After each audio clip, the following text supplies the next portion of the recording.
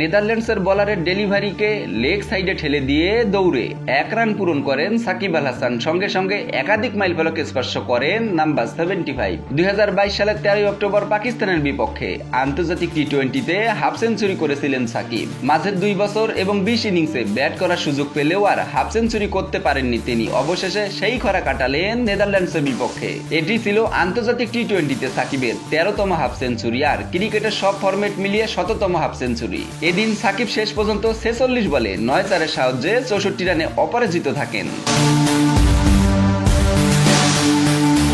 এখন পর্যন্ত ওয়ানডেতে 56 এবং টেস্ট ফরম্যাটে 31টি 50 করেছেন সাবেক এই বিশ্বসেরা অলরাউন্ডার। চলতি সপ্তাহে টি-20তে অলরাউন্ডারের রাজত্ব হারিয়েছেন সাকিব। এবার যেন হারানো সিংহাসন ফিরে পাওয়ার পালা। এছাড়া ডাচদের বিপক্ষে ম্যাচটিতেও আরও একটি মাইলফলক স্পর্শ করেছেন সাকিব। প্রথম কোনো বাংলাদেশি ক্রিকেটার হিসেবে তিনি আন্তর্জাতিক টি-20তে 2500 রানের মাইলফলক স্পর্শ করেন।